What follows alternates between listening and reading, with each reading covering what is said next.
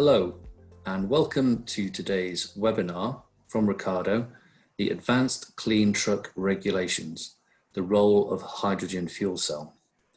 And joining Ricardo North America in this webinar, we're thrilled to have representatives from the Californian Air Resources Board and also the Californian Hydrogen Business Council. I'm very glad to see how many people have signed up for this webinar, and a lot of information is going to be passed through. So before you ask the question, yes, there is a handout, and yes, all the links that you'll be seeing will work in that handout. You should be able to get that handout, click down from the side of the screen. Before we start, as we go through this webinar, as always, please send in your questions. And as we get to the end of the slides from the presenters, we'll take those questions and see how many we can get through in the time that we have remaining. Any questions we don't get to, we will follow up with you after the event and answer them in writing.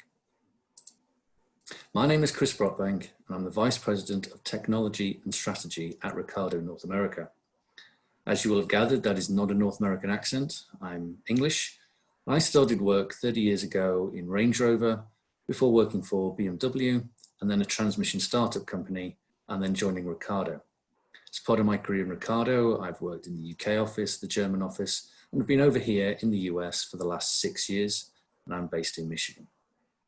So I have 30 years of vehicle integration, development and delivery experience, covering a range of market sectors from automotive and commercial vehicle through to off-highway, rail, defense and motorcycle. Joining me today, I have three presenters: Rob Delcourt from Ricardo, Leslie Goodbody from the Californian Air Resources Board, and Bill Zobel from the Californian Hydrogen Business Council. So Rob, would you like to introduce yourself to all webinar attendees today? Okay, thank you, Chris. So my name is Rob Delcourt. I'm heading up a fuel cell strategy here at Ricardo, and I carry with me 20 plus years of experience in the fuel cell stack and system design space, as well as vehicle system integration projects as well for heavy duty vehicles, basically everything that has to do with hydrogen. My signature projects include the Celerity Plus fuel cell power system and also bus fleets for transport for London in the UK. And as well as other bus and truck development projects in California funded by the Energy Commission. So I formerly worked with Hydrogenics Corporation, which is now acquired by Cummins, and ISE Corporation. And now over to Leslie. Hi, I'm Leslie Goodbody. I'm an engineer with the California Air Resources Board, and I work in the Innovative Strategies branch, where I manage several projects involving demonstration and pilot deployments of fuel cell trucks, fuel cell and battery electric transit buses, high capacity hydrogen infrastructure, and depot charging. I'm also overseeing the administration of Volkswagen Environmental Mitigation Trust funding for zero emission Class 8 trucks and low NOx trucks and freight equipment. Before moving to incentives, I worked in CARB's Advanced Clean Cars group, focusing on automotive charging infrastructure and hydrogen fueling infrastructure.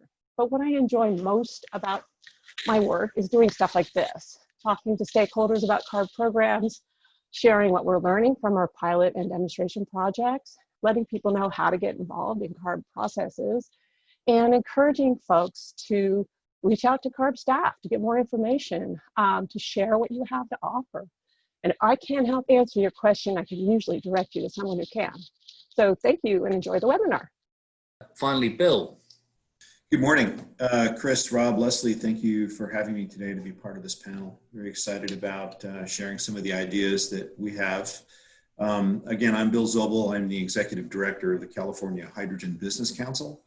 We represent over 120 companies involved in the commercialization of hydrogen and fuel cell technology.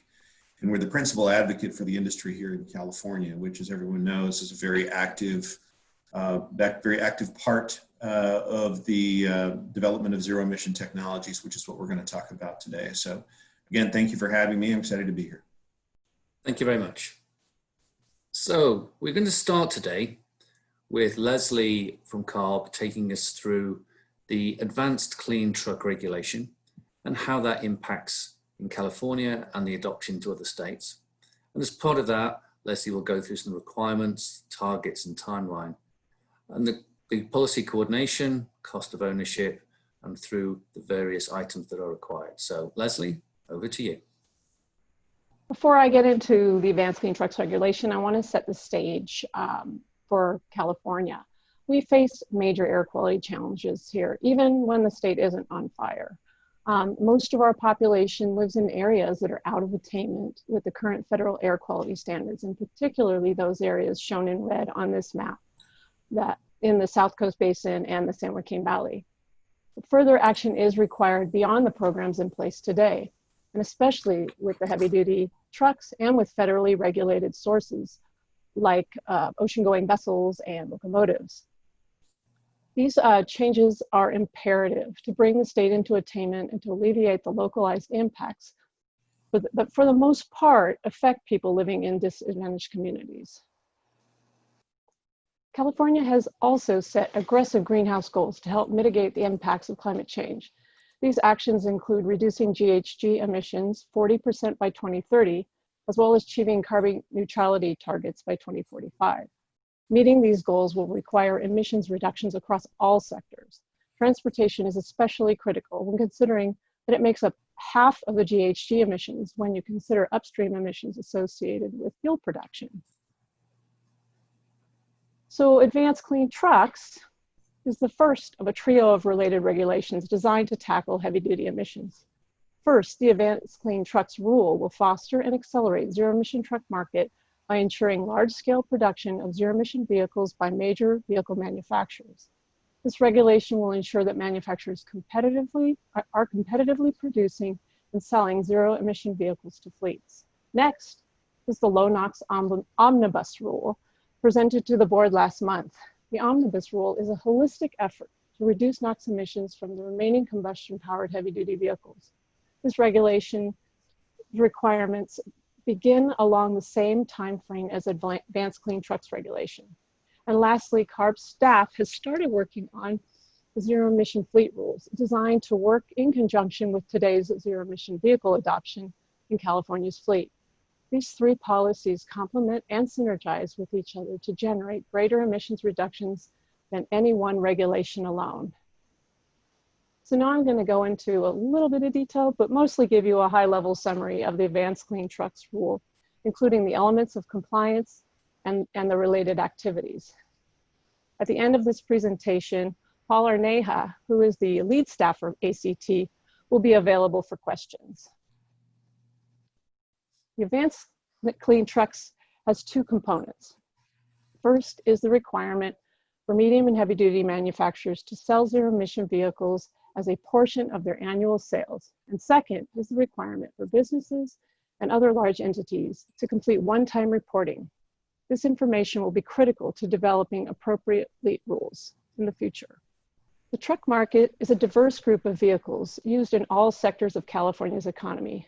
The Class 2B and 3 group mainly consists of heavy-duty pickups as well as cargo and passenger vans. Vehicles in the Class 4 to 8 group are primarily sold as a chassis and then upfitted with a body to become a box truck, bus, dump truck, or other configuration. Class 7 and 8 tractor group consists of semi-trucks used in drayage, city delivery, regional haul trucking, and long haul applications. This table summarizes the zero-emission truck sales percentage requirements for manufacturers starting in 2024. Until 2035, manufacturers will be able to earn partial credits for plug-in hybrids. But altogether, these requirements establish a pathway to carbon neutrality in 2045 and align with the 2035 goal of 100% zero-emission drayage. The proposed ACT regulation uses a credit and deficit system to produce flexibility to manufacturers. Conventionally fueled vehicles sold into California generate deficits, and ZEV sales generate credits. Credits have a finite lifetime of 5 years. Heavier vehicles have higher emissions and therefore generate more deficits, which is why the heavier ZEVs earn more ZEV credits than the lighter ones. This approach maintains overall emissions benefits, but allows manufacturers to produce more ZEVs in one category than another. However, there is one exception to ensure that the over-the-road tractors are produced. Tractors have higher miles and higher emissions, but have additional challenges to electrify compared to other truck types. To ensure that zero-emission tractors are produced, manufacturers may only use credits from zero-emission tractor sales to offset tractor sale deficits. Manufacturers may bank and trade their credits. These provisions as a whole are designed to give manufacturers the flexibility to maintain emissions benefits. The number of ZEV trucks sold in California is anticipated to expand significantly due to the ACT regulation.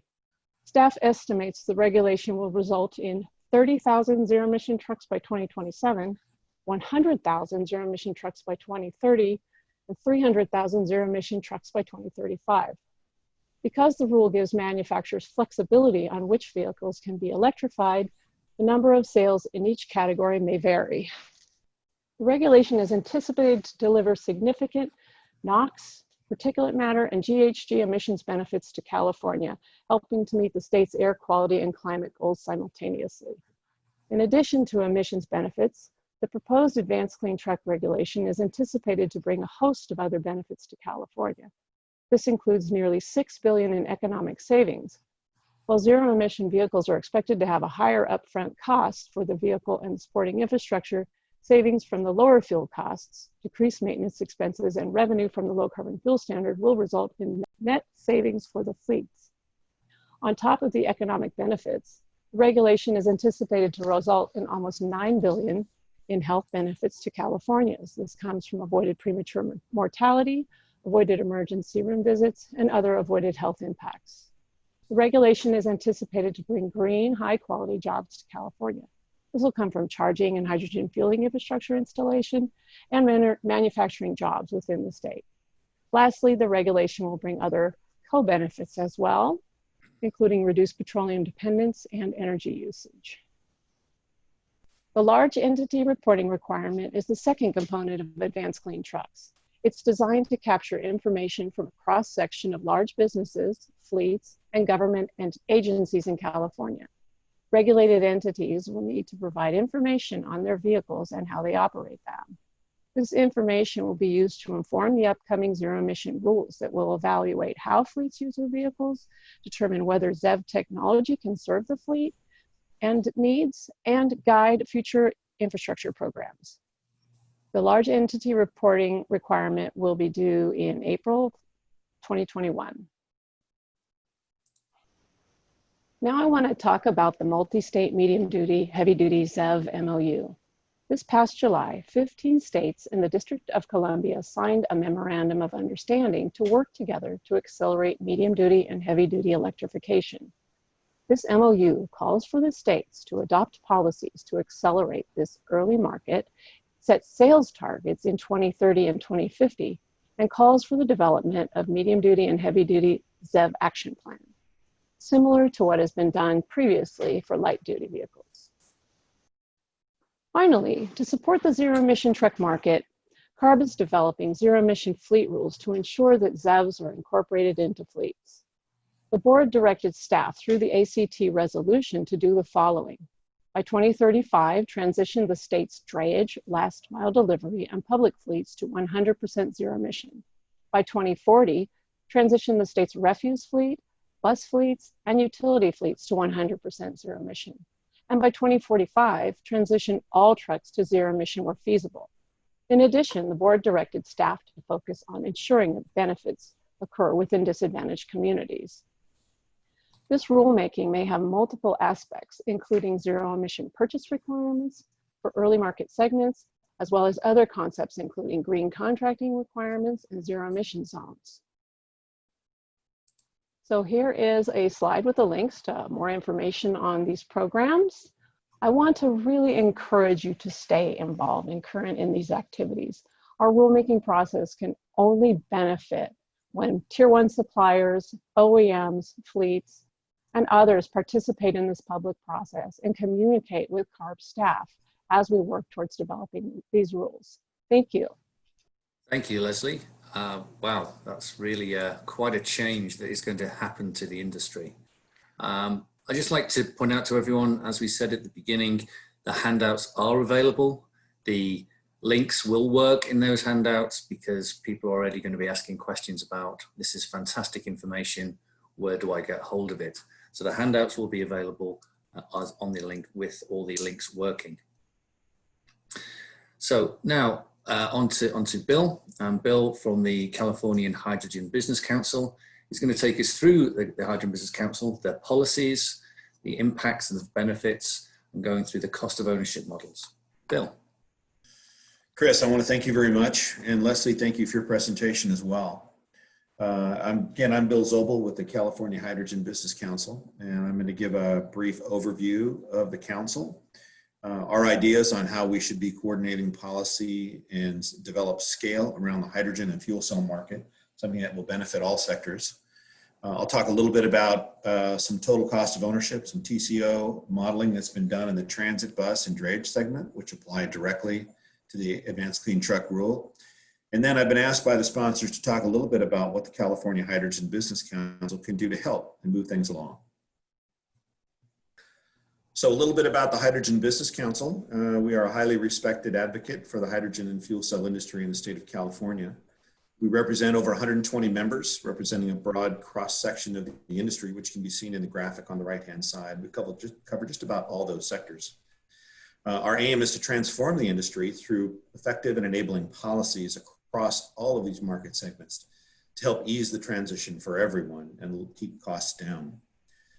We also provide an opportunity for industry networking, education for the industry and policymakers, and collaboration amongst all groups. If you're interested in more information about our group, feel free to access the link below. A little bit more about the council. Our vision is, of course, to advance the commercialization of hydrogen and fuel cells across sectors in California to achieve the climate and air quality goals of the state. We are an indispensable and leading voice in the state and have been a respected advocate by policymakers for quite some time, and that level of leadership continues to grow.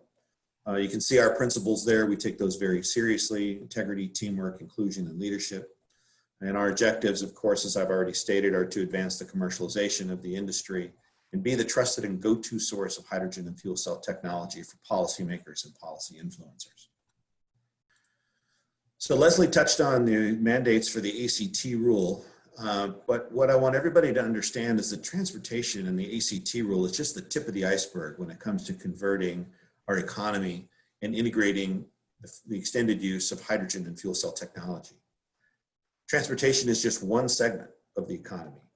And what we believe is needed is a coordinated, statewide, multi-sector approach to facilitate a smooth, low-cost transition to zero-emission transportation and integrating other sources. So everyone understands that hydrogen is a universal energy carrier. It can be used across the energy spectrum in a variety of applications. The graphic to the right provides a good representation of the industry from a variety of different sectors. Coordination across these different sectors will enable hydrogen to more seamlessly integrate within the sectors. Let me give you some examples of where we think this can work. If you focus on the orange bubble on the graphic to the right, the electric power sector presents a tremendous amount of opportunity. Two examples there are capturing curtailed energy resources like wind and solar that tend to overproduce during the day and underproduce during the evening hours. What can be done there is you can capture that renewable energy, you can convert it into hydrogen and store it, and then pull it out of storage anytime the renewable resources are not available to produce power. This creates long-term, long-duration energy storage that is renewable, that can be drawn on by the grid anytime that's needed to provide the state with power. Another opportunity is to actually produce power from renewable hydrogen. There is a project in the southwestern portion of Utah State, the Intermountain Power Project, that is actually taking a coal plant and converting that coal plant to producing power using renewable hydrogen. The plant will be connected to a solar and wind farm that will produce renewable electricity, convert that renewable electricity to renewable hydrogen, and store it in underground salt caverns. From there, that hydrogen energy will be taken from the salt caverns and delivered to the gas turbine that will burn that fuel initially in conjunction with natural gas at a 25 to 75% ratio, 25% hydrogen, 75% natural gas in 2025. And that ratio will go up to 100% hydrogen, renewable hydrogen, by 2030. So two excellent opportunities for renewable hydrogen on the electricity side. If we look at the gas grid, two examples there, one being the decarbonization of the gas grid with that same product, renewable hydrogen. Here again, where you have a surplus of renewable power, you can use that power to produce renewable hydrogen and dispatch that hydrogen into the gas grid to decarbonize the overall content of that grid for everyone. That can be used to decarbonize heavy industry. It can be used to decarbonize buildings for where we use gas for heating and for cooking and and water heating. So it's an excellent opportunity for us to decarbonize the overall gas grid. Finally, in the transportation sector, we believe that enabling policy there should continue to support medium and heavy duty zero emission vehicle incentives, in particular those directed at fuel cell electric vehicles. Infrastructure incentives also need to follow, as you can't just provide incentives for the vehicles without something for infrastructure. Both have to be done together. So it will be important to focus policy on both segments of that market to ensure that the transition in the transportation sector is smooth and efficient. So as you can see by the chart on the right, the more areas in the economy where we can build scale on the production side and create demand on the consumer side will help scale the market, grow the market, and reduce costs for everyone. So I want to spend just a moment talking about the total cost of ownership of two segments of the heavy-duty trucking market, which directly relate to the Advanced Clean Truck Rule.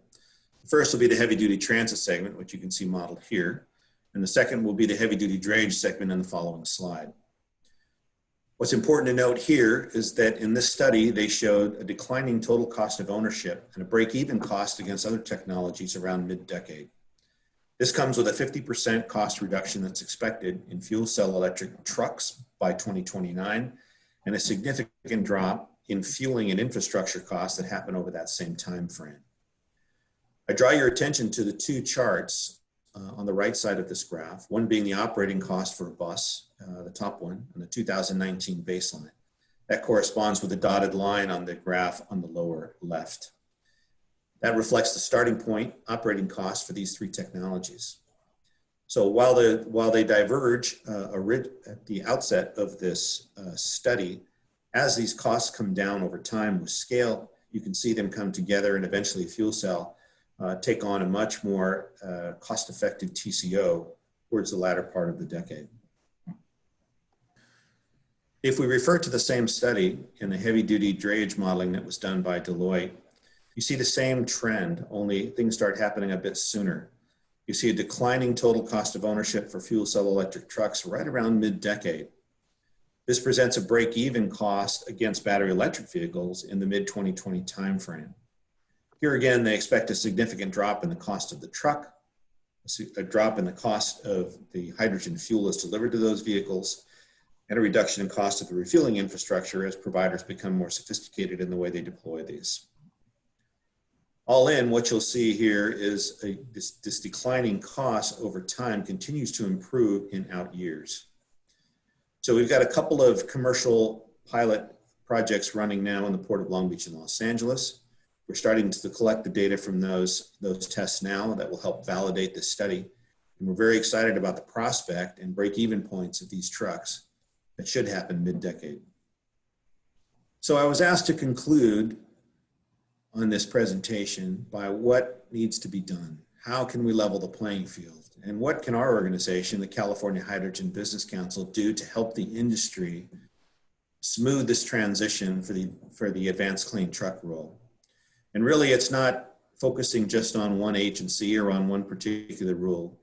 We believe that we have to drive scale across the market, that we need a coordinated policy approach across agencies to drive scale and enable markets for everyone, and will bring down costs and smooth the transition across the board. We've talked a bit today about the transportation segment, vehicle and infrastructure incentives that can help drive that market, coordinated regulations across agencies there that control different parts of that value stream for the industry, developing new zero carbon pathways for transportation fuel, and really optimizing the low carbon fuel standard for hydrogen. All these are things that we'll be working on.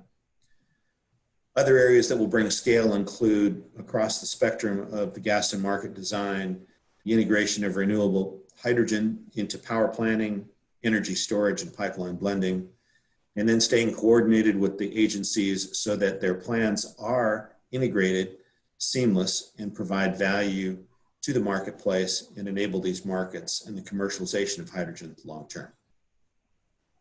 Thank you, Bill, and thank you, Leslie, for two excellent presentations. It's really scoped the problem and the situation that we have.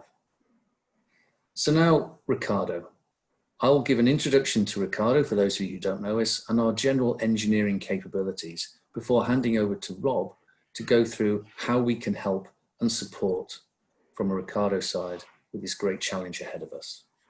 Ricardo is a global strategic engineering and environmental consultancy, and we specialize in transport, energy, scarce natural resources, and waste markets. We work across a range of sectors, from passenger cars to commercial vehicles, rail, defense, motorsport, and power generation and government. Working at Ricardo, you'll never get bored. Fantastic projects with fantastic customers on fantastic technology.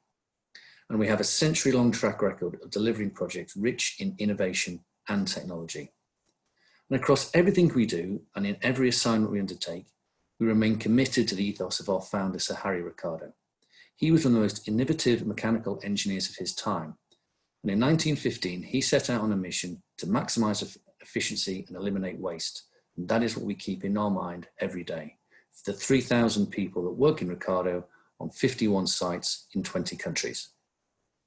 And across those market sectors that I've mentioned, we work with all of the key OEMs, tier ones, suppliers, and government industries across that. Some of the logos you can see here. If we put up all the logos, the people we work with, we'd fill the page. It's safe to say, and the smile we have to ourselves, that you have actually been in a vehicle that Ricardo has engineered. You just didn't realize it. And here at Ricardo North America, what is our technology focus? We're focused in three key areas: propulsion, thermal, and software. And for propulsion, we cover all aspects, from engines, but particularly ultra-low emissions, to electrification, transmissions, and fuel cell. And fuel cell is integral to what we are trying to do in the propulsion area. Next is thermal.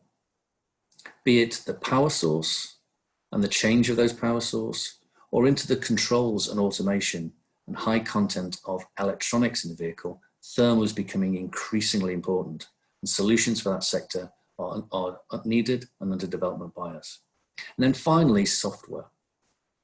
The vehicles are getting more content in the software world. In fact, a number of 40% has been mentioned for vehicles in the future. So controls, autonomous, connectivity, and digital twin integration is the third spoke to our wheel. And at Ricardo, we have a unique blend of expertise. Starting at the beginning with strategy and advice, we have a comprehensive portfolio of consulting services, and then into the design and analysis of the system and the components and the vehicles, over to product development and testing, and then into product launch. But we don't stop there. We support that product launch, we get to production and into compliance as the products go from cradle to grave. And Ricardo has many years and extensive experience in vehicle electrification, from the fuel cell and application of the fuel cell itself, through to transmissions, other engines, power electronics, batteries and battery management systems, and the control systems. Everything that is required, including the e-machine and the software, to develop those vehicles, develop those systems, and develop full production for our customers worldwide. So before I hand over to Rob to take us through how Ricardo can assist, please remember to send in your questions for the panel, and we will get to those after the presentations have ended. Rob. So thank you, Chris. So today's topic of the webinar is how OEMs can meet the California Advanced Clean Truck Regulation on time. But before we get into the technical details, let's recap the regulation requirements in terms of sales targets. So this is basically the same plot of what Leslie presented in an earlier graph, and credit to the ICCT from one of their articles for this. And it nicely shows that by 2024, OEMs have to meet a single-digit percentage of their sales with zero-emission trucks and climbing year over year to double-digit targets by 2035, which is practically only 15 years away. So even though it's 2035, actually the truck development has to happen much earlier than that in order for the truck to be ready for sale. So the tricky part here, of course, is what kind of portfolio the OEM needs to have in order to meet these requirements. So today you have different OEMs that are at different stages of the game. Some of them already have a proven fuel cell truck, and some of them have a fuel cell truck and an electric truck. Some may only have an electric truck and no fuel cell truck, and then some may not have even started. So the question is, can they all be able to meet the requirements on time? So I'd like to show you some statistics. And first, thank you, Ballard, for providing the information. This is research that was conducted quite recently, and the data should be quite up to date for some of the Class 8 truck range requirements. And this is a study that Ballard co-authored with NAFC, and these are daily mileages that were recorded for a fleet of trucks. So if you look at the numbers on the lowest side, there's a number of demonstration miles, and some of these numbers are actually more than what some of the currently funded demonstration projects are working on, such as the California Energy Commission and what they've been funding. But on average, the average distance per day ranges from around 440 miles to 819 miles. So we know that from an engineering point of view, that today's battery technology, we won't be able to meet that kind of range in a single day, in a single charge with a battery electric truck.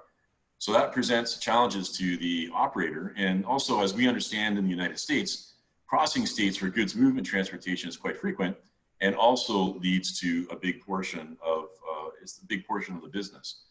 So in order to meet double-digit mandates by 2035, we're talking about for Class 8 trucks, and we're looking at a 40% sales to have zero emission. It goes to show you that battery truck alone is not going to be able to meet those regulation requirements and mandates by themselves. So this slide is very important. What it shows is it's putting the ACT regulation into an engineering perspective, and it's comparing the mandates requirements over time, and also comparing it to an engineering schedule to see if a truck company can possibly meet the mandates or not. So on the top of this slide is it's the advanced clean truck regulation mandates in terms of sales numbers. So the first 3 years are shown, 2024, 2025, 2026, the numbers all the way to 2035. And then we compare it to an engineering schedule to see if the truck company or OEM can possibly meet the mandates or not. So below below that line is a typical fuel cell truck development schedule from A to Z. And if we walk through it, let's start looking at the yellow box in the top left. So if a truck company hasn't even thought about where to start or what platform to start, or may need to do a business case study, it can take as little as 1 month to a year, really depending on the company's decision-making process. And then once the decision has been made about the truck platform, and a fuel cell truck development program is kicked off, then of course you go through the phase of developing the vehicle functional requirements and design, and that process can take as little as 4 months or as long as 14. And it depends really where they're starting from in the project, whether they're starting from scratch or if they're already building on an electric platform that can be a conversion for a fuel cell platform. Then the next phase in that process is followed by the vehicle build, which in terms of duration can be as little as 4 months to 12 months, depending again on the lead times of components, engineering level as well. So everything that's highlighted in the beige area is the truck prototype part of the schedule. And then looking to the right-hand side of the chart, the blue boxes, that's moving more into the production phase of the engineering effort. Then of course, definitely last but not least is the commercial part of planning things, which is highlighted in the purple boxes on the chart here. And this is where we're thinking about pricing, warranty, service, and support. So over the development timeline of a fuel cell truck development, there are some things that can be done simultaneously or concurrently planned out while production engineering is happening. And of course, once you have your production truck, it's really a matter of ramping up. So what does it mean in terms of meeting the requirement mandates? So if you're a truck company, an OEM that already has an electric truck and it's developed, ready to be offered commercially, you probably can meet the mandate in the 2024, 2025 timeframe. That's the single-digit sales mandate with your electric model, while your fuel cell truck is under development and getting into the last stages of prototype development. And very likely, by the time your fuel cell truck is ready for commercialization, you're looking at that 2025, 26 timeframe. By then, you'll be able to meet those double-digit sales targets, which are in the top right corner of the slide.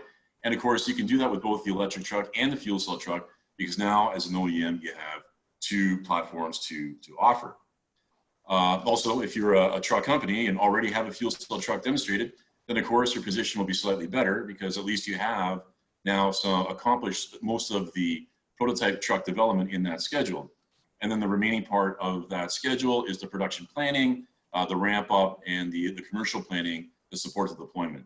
So I think the worst case scenario is the company that's in the position that does not have an electrified platform at all, or still in the early stages of the electrified platform, because then for that company, it's more likely they'll have to meet at least two hurdles. One being getting a platform ready for 2024, and then still have to expand to another platform by 2026. So please note that we are talking about multiple platforms here, so not only heavy trucks, but the other classes as well. So that's why for those companies, they really need to act now. Looking at the schedule, there is a way to fast track the development timeline, but it's highly advised to start as soon as possible. And to sum it up, the requirement mandates can be met if you act on it today. And whether you have an electric platform or not, there's still other things, other areas that need to be focused on. So even if you have a demonstrated vehicle and you move far along in your development, do not underestimate the level of effort or things that have to be done in order to minimize warranty risk, to address durability issues, and to allow your truck not only to be sold in the US, but overseas as well. And we'll talk about that in the next two slides. Okay, so this regulation is not just about the OEM. Participation from other fuel cell industry partners is just as important. And what I want to show here is that in order for the regulation to roll out successfully, progressive participation from all other fuel cell industry partners is required. So just like an electric truck, the OEM has to think about the battery. For the fuel cell truck, you have to think about what goes into the fuel cell truck, the fuel cell stack and fuel cell system. And if we start from the fuel cell stack supplier, the fuel cell stack has to be ready and designed for the duty cycle in terms of durability and performance. And then it goes to the fuel cell module suppliers, which may be the same organization. The fuel cell module suppliers have to bring their system to meet the requirements of the heavy duty truck cycle as well too. Then of course that module with the fuel cell goes into the truck. And if the truck is doing everything that we were talking about in the previous slide, of course, then the truck goes to the operator when it's ready. And of course, truck operator participation is very important because they do provide the feedback on the daily operation of the truck, and also that feedback will help improve the technology, whether it is on the stack level, the module level, or on the truck level. So we, Ricardo, are in the center of it, and we have the engineering know-how to support this product development process to help fuel cell stack suppliers and fuel cell module suppliers to develop those quality products that can go into the truck, and of course, help the truck OEMs with system integration. So we have that experience, that know-how in vehicle engineering to help all fuel cell industry partners and to meet the functional requirements of all classes of trucks. So with that, I'm going to point to a few key areas that I think different fuel cell industry partners should be focusing on as soon as possible if their companies are planning to market their product in the zero emission truck market. So on this slide here, if you are a fuel cell stack supplier, the key areas that you should start looking into on the left-hand side, of course, is durability and validation to make sure that the fuel cell stack can run more than the required operating hours for the application. And of course, performance and efficiency more in terms of hydrogen fuel consumption, which is very important. Another concept that's very important for the stack developer is stack degradation, which is not different from the battery supplier concerns about battery degradation as well. And last but not least, does your stack have a good form factor for integration or to turn it into a system that's good for a truck platform. If you're a fuel cell power system supplier, then the key area that you should start focusing and looking into are, of course, number one, form factor. Is it optimized for integration, for serviceability? Is it possible to get a wrench in those key locations to service it? Performance and durability, that the system is designed to meet those lifetime requirements and can handle the operating environment of the truck and the fuel cell. And of course, the balance of plant. Is it designed and selected, components selected for durability and performance? And that are they delivering the right operating conditions to the fuel cell stack and have long life and high efficiency?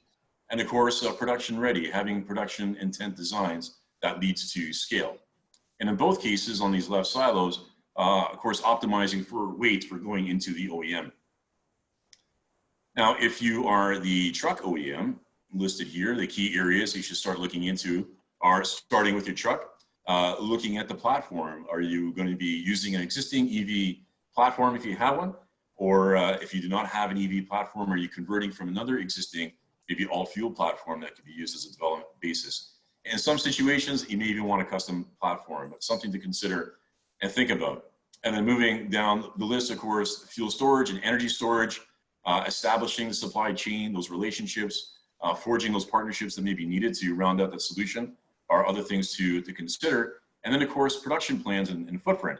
Understanding, looking at your existing facility, if that's your starting point, looking at the upgrades that are required for handling hydrogen, and then, of course, thinking about commissioning and end-of-line testing, and if you're starting from a clean sheet, the steps required to lay out that facility.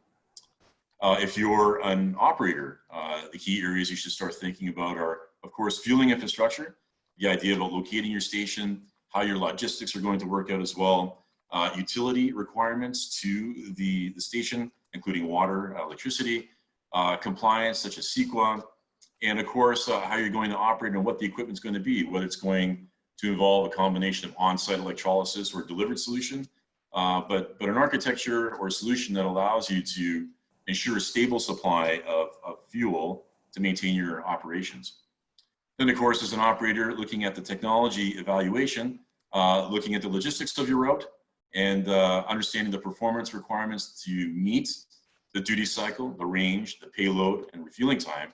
And of course, last but not least, the performance data that comes from that. And operators play a key part because they're also generating that data and at the same time making purchase decisions based on those experiences as well. And ideally sharing that information back with the OEMs for product improvements.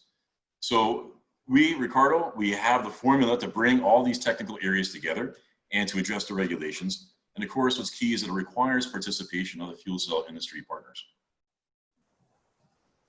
Okay, so renewable hydrogen powers at scale.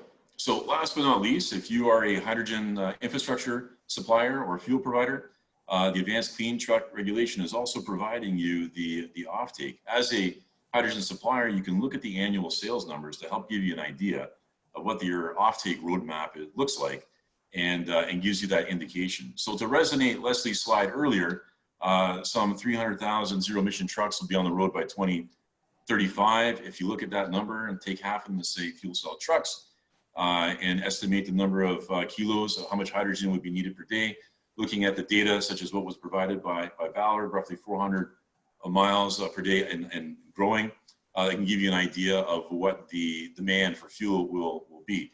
So as an initial first cut. And of course, we believe that to get there, we believe that mass scale deployments of electrolysis in remote locations will help with the renewable energy piece as well too, and that can be distributed by multiple means, either through a power to gas concept or pipeline, or through a dedicated delivery of hydrogen to the fleet as well. And then of course, the stations on the receiving end can be configured either to receive renewable hydrogen from the remote generation source, which can also be connected by grid as well, and also some capacity for on-site generation of hydrogen production so that there's a dual supply model at the station to service the fleet. So really the key takeaway here is that the ACT regulation provides the takeoff and encourages hydrogen and fuel generation technologies deployment And we, Ricardo, together with our strategic consulting arm, we have the know-how with site assessment, infrastructure design, system integration, logistics, and compliance to also help out. And with that, I will pass it back to Leslie. Leslie will talk about the government funding landscape. Leslie? Thank you, Rob.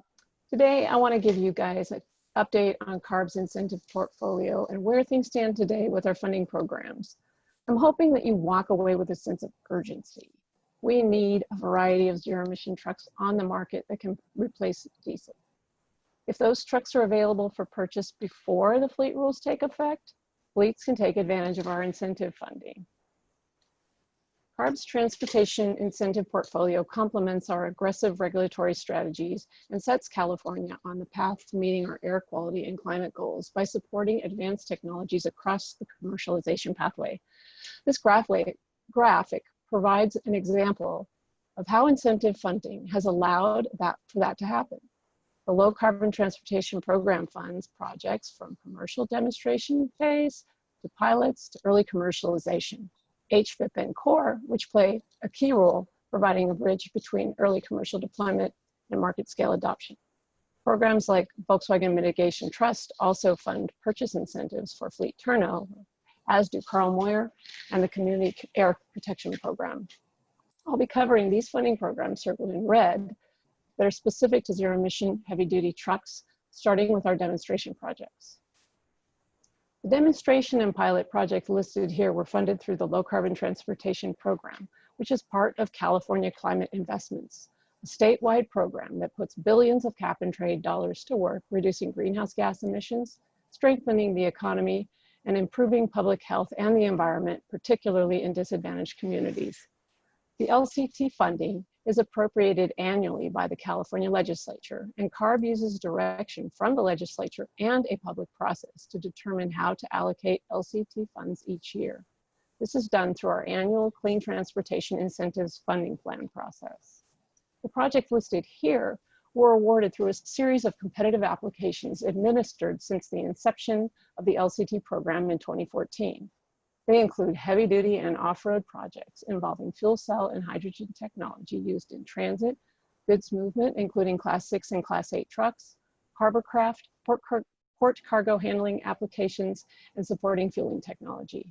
They would not be possible without commitment from major OEMs, fuel and fuel cell providers, as well as a host of fleets, all of whom play an integral role in moving this technology to commercialization.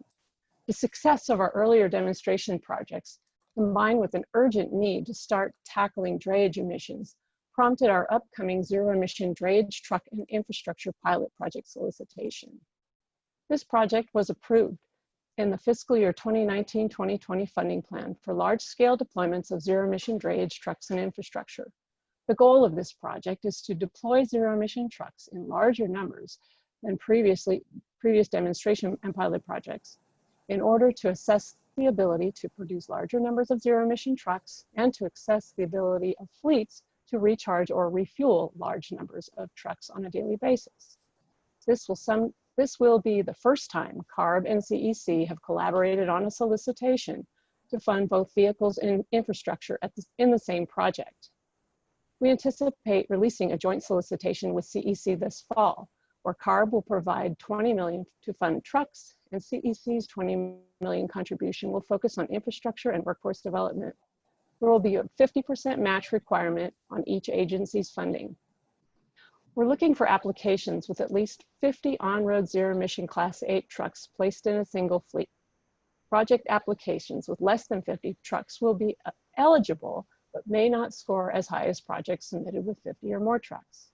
Up to $500,000 will be available per truck and truck package, which may include intelligent transportation systems, or ITS, aerodynamic trailers, and zero-emission transportation refrigeration units, or TRUs. The solicitation will be open for 60 or 90 days, to be determined, and applications will be evaluated and scored by both CEC and CARB. Finally, we anticipate awarding grants by the end of this year. Next, I'll talk about purchase incentives for early commercial technology, starting with the Hybrid and Zero Emission Truck and Bus Voucher Incentive Project, or HVIP. The purpose of voucher incentives like HVIP are to accelerate commercial deployment of new technologies, provide point of sale incentives on a first come, first served basis with greater support for disadvantaged communities, and provide a streamlined user-friendly voucher process for purchasers and lessees. HVIP and its off-road complement program for zero emission off-road equipment, or CORE, are both designed to be administered on a continuous basis as flagships in CARB's low carbon transportation investment portfolio. HVIP's success includes a growing number of zero emission options for Class 7 and 8 trucks, with major OEMs bringing more products to California over the next year. This website provides details on how to get onto the eligibility list and where to go for more information. As most of you are well aware, HVIP has seen dramatic growth, with 80% of all voucher funding requested in the 24 months before the waitlist closed last November.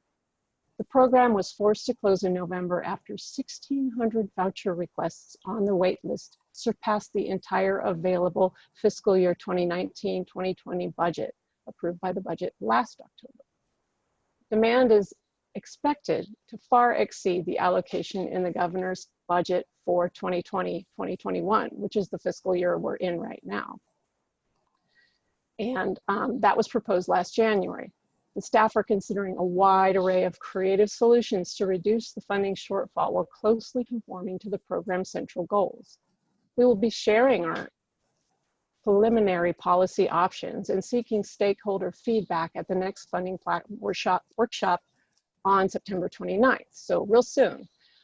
Initial proposals included in the funding plan discussion document will be released this week and posted on the AQIP website under meetings and workshops.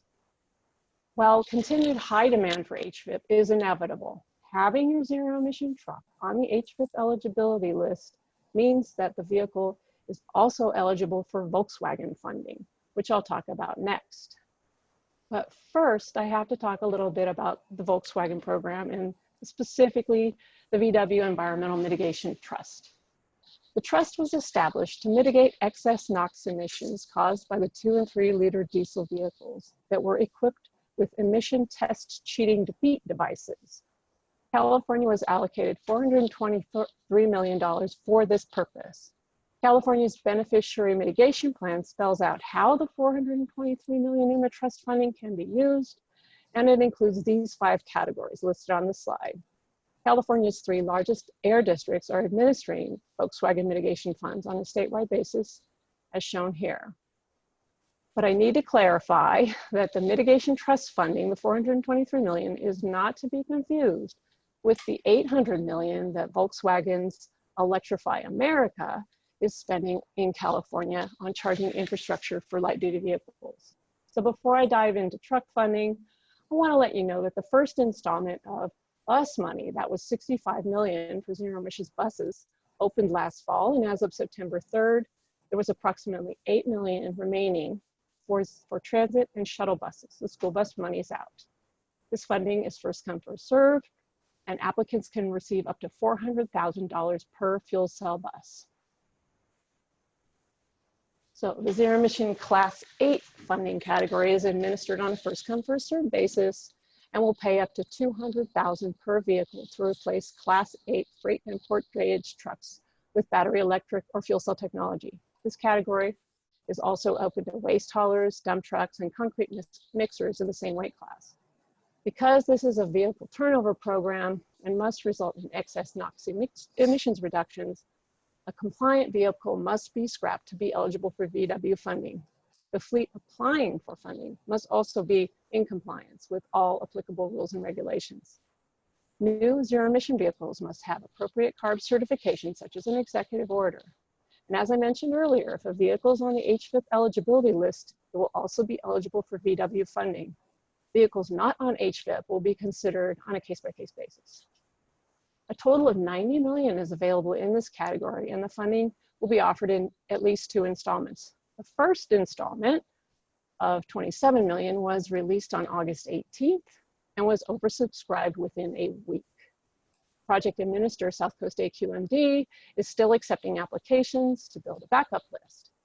Also, if you want information on how to apply for funding, I encourage you to check out their website. They have a pre-recorded webinar that walks prospective applicants through the application process.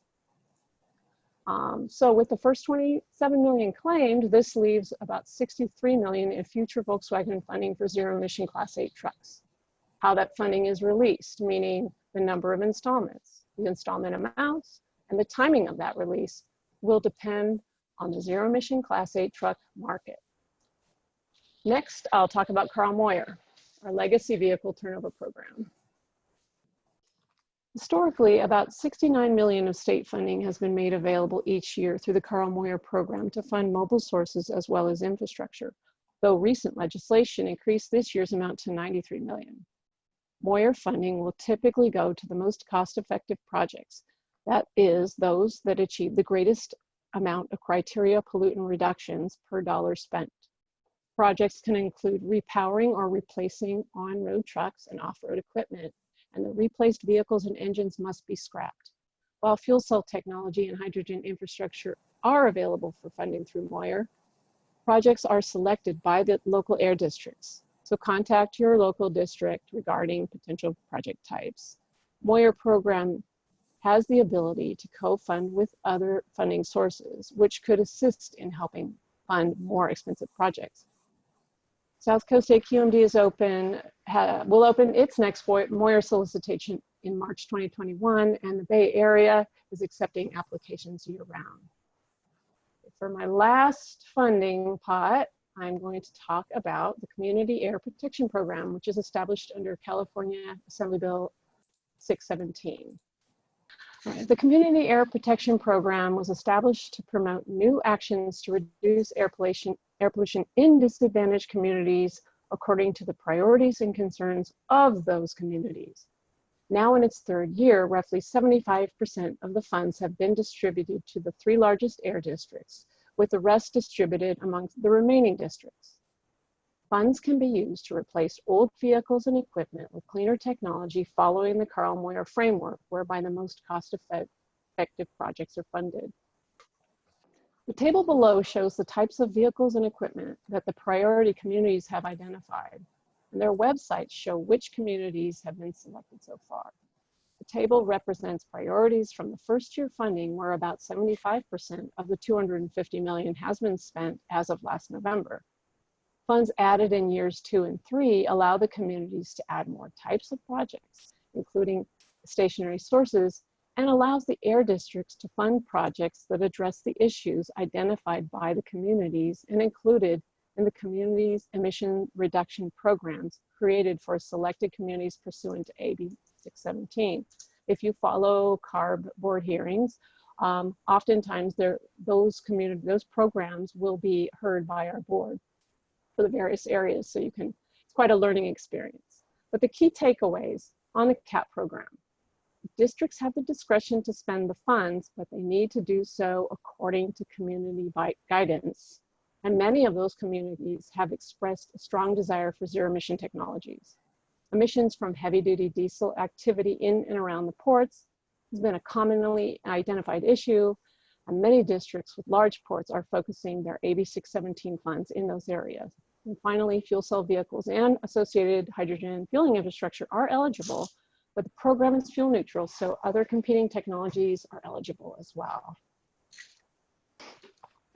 On this slide, I tried to capture most of the funding programs, but if you're looking for specific information on any CARB area, just shoot me an email and I'll try to get you the right person. But what I want to really emphasize again is the importance of having a variety of zero emission trucks available and eligible for incentive funding before the fleet rules take effect. Just like the innovative transit rule, CARB's incentive money won't be able to pay for compliance. Thank you. Okay, thank you, Leslie. It's a lot of great information about the government funding landscape. And here, just to capture a key summary of our workshop here. So some key points: California Advanced Clean Truck Regulation is approved. It's there. The percentage of annual sales targets for clean trucks are available. That information is open. And also, just to point your attention that there's a workshop tomorrow, September 22nd, to discuss the reporting requirements under the Advanced Clean Truck regulation as well. So please attend that and sign up for that. And of course, we heard about the commitments from other states through an MOU, which is in discussion as well too, showing the growth in this area. So given the performance requirements for the current truck fleet and of course the regional haul trucks to meet the regulation targets, a well-developed truck portfolio with inclusion of hydrogen fuel cell truck is paramount for long-term success here. Okay, so progressive participation of truck OEMs, tier 1 technology suppliers, end users, NGOs, and hydrogen fuel suppliers are needed. And that's to meet the regulation mandate, domestic end users' needs, and international demands. Truck OEMs that have a demonstrated fuel cell truck, they're most likely to meet the regulation mandate on time, but they need to plan for volume, production side. For truck OEMs that have an EV truck only, they're likely to meet the regulation mandate if the fuel cell truck development begins in early 2021 timeframe. Also, truck OEMs that have no electrified truck clearly need to act now to get going.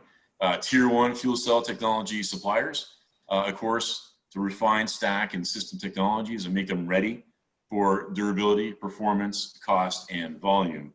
And of course, hydrogen fuel suppliers you need to ramp up the supply for volume to meet the demand for the truck offtake. And of course, operators, their role is to evaluate, learn, and embrace the technology. Okay, and with that, I'd like to thank you very much, Leslie and Bill and Chris for participating in the webinar and joining us on the webinar here.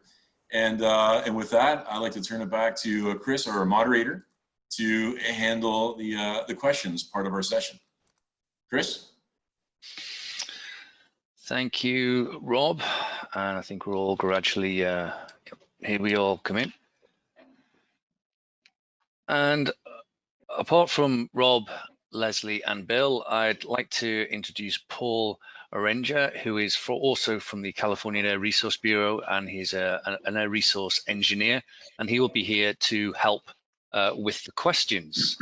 And I'm very pleased to say we've had many questions coming in, quite a few topics. Apologies for turning, but the beauty of working from home these days, you have multiple screens. So first questions we're going to go through primarily for CARB, but also I'm sure Bill you'd like to throw in as well.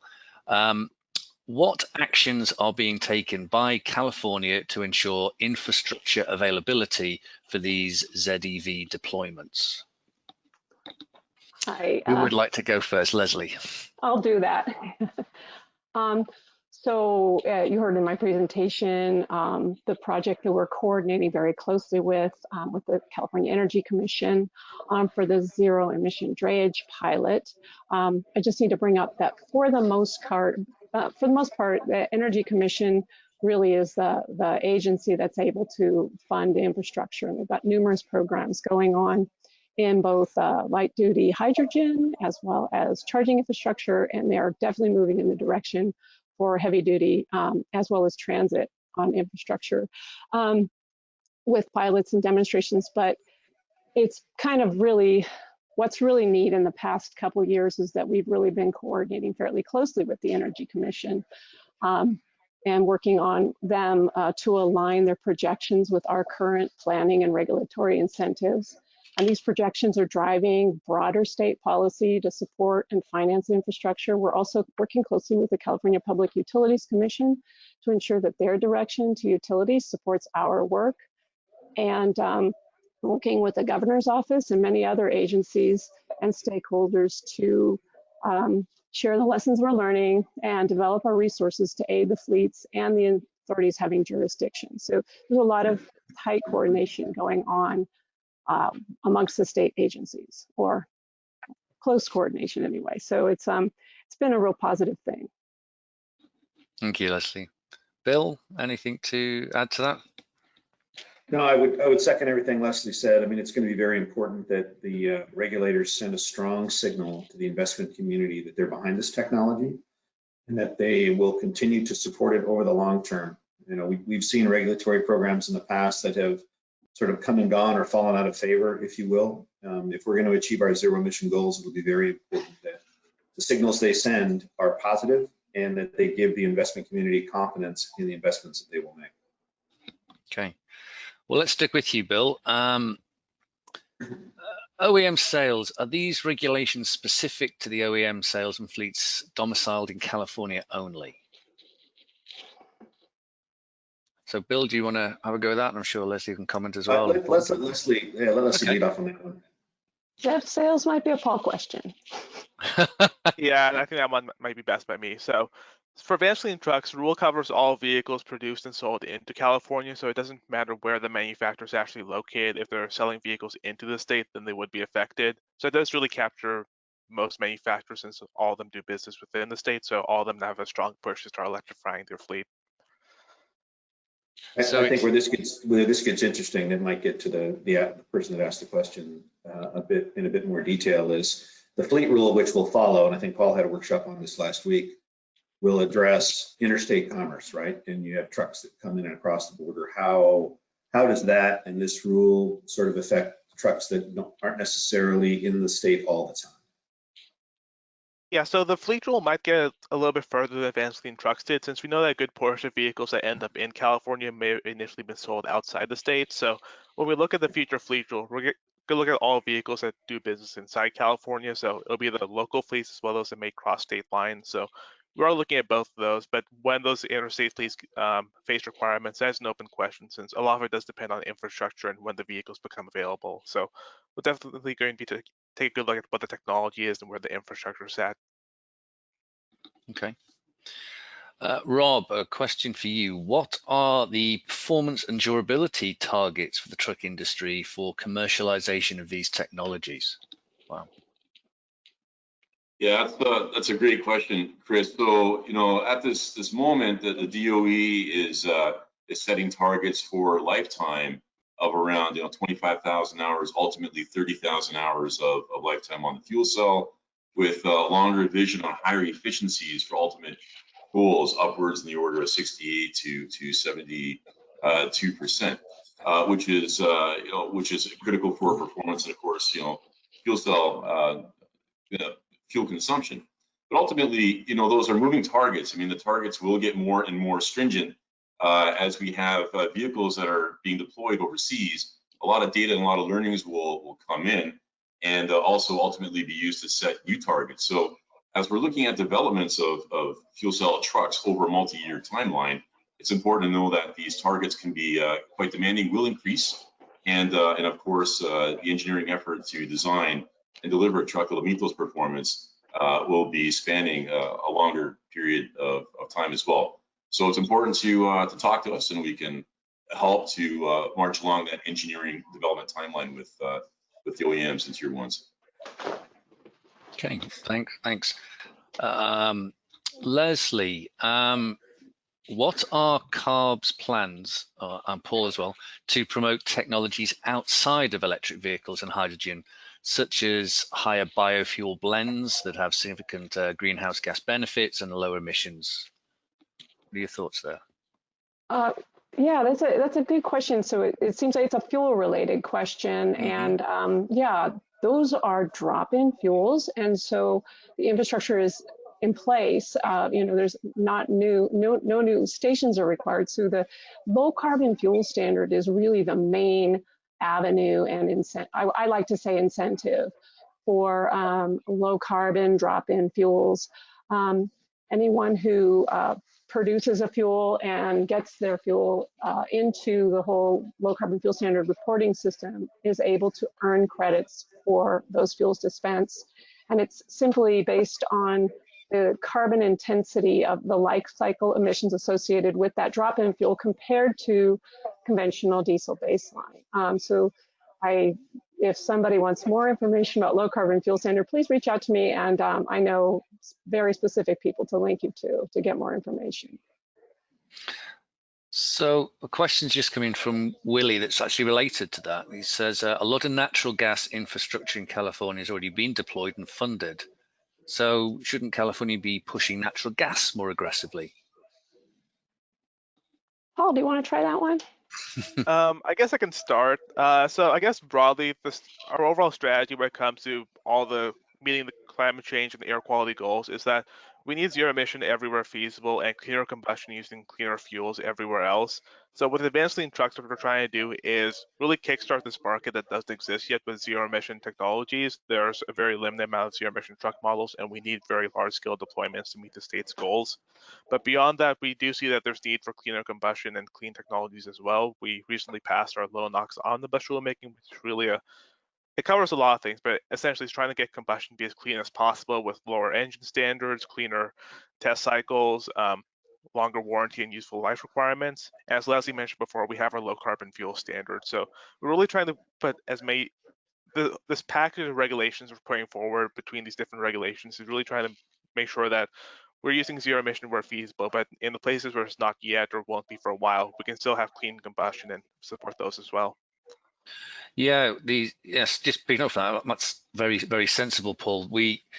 It was fascinating to see the NOx omnibus standards being finalized. It's a really big step for the industry. There's a lot of work doing in Ricardo. We're very active in those areas to find those solutions. But I'm glad you said that, finding where it's feasible in the areas where we have the opportunity and need the zero emission vehicles and have the infrastructure. But have other areas where we're using, say, natural gas or SI engines in medium and heavy duty is very sensible. Bill, one for you. Willie, again, he's been very, thank you, Willie, for lots of questions. What evidence exists to support the declining cost curves and projected total cost of ownership crossover points? Sure. So the study that I referenced was a Deloitte study that was done in 2020. And then when the slides are distributed, you'll be able to link to that study. The elements of the modeling, right? These are modeled results that Deloitte pulled together based on what they've seen in other markets. And these include the cost of every component of the truck, including the fuel cell stack and the ability of retailers to market those trucks to customers in larger volumes and at a decreasing cost. It relates to the cost distribution of the fuel, so the distribution component, the production component, and the retail component, which includes infrastructure, and seeing a reduction in those costs across that same time frame. So when all those things come together, both the fixed cost of the truck and the operating cost of the truck, which includes fuel, and you see declines in all of those components, that's how they got to the declining TCO. I would suggest you reference the report directly for more in-depth answers to that. Okay. Interesting question here once again for CARB. What is the expectation of CARB with regards to the balance between battery electric and fuel cell electric technology, given the minimum requirement for 50 trucks? I think the question is one we were talking about, is there have you got a figure in your mind of how many battery, how many fuel cell, what it feels like, or is it just see how it comes out? I'd like to start that one, and then I'll lead Paul into it. Okay. Yeah. Expectation is a tough thing because both of these technologies, especially in the Class 8 sector, are fairly new. And then the other truck classes, there's a lot more data on it.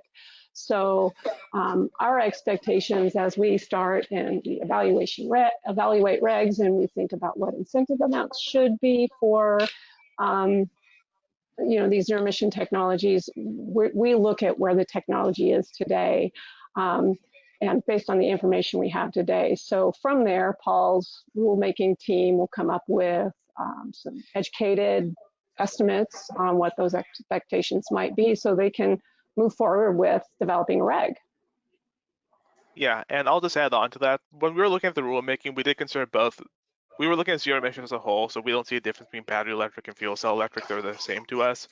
So I think when we were looking at this, we see that right now it looks like most of the early action seems to be in the battery electric, but there's definitely a place for fuel cell or later on. All the manufacturers are evaluating it, and when the costs come down enough, they're definitely going to jump into this market. So it's really a question of when rather than if. We all know that the manufacturers are going to be there, and once fleets are definitely interested, fleets appreciate the flexibility with hydrogen, and there's going to be a place for both fuels. So as far as what the mix is, we're not certain, and we're going to promote our best from both at the same time. So Rob, you've got 30 seconds left to answer a really big question from Mark Schnappel. How do you increase the efficiency of the fuel cells?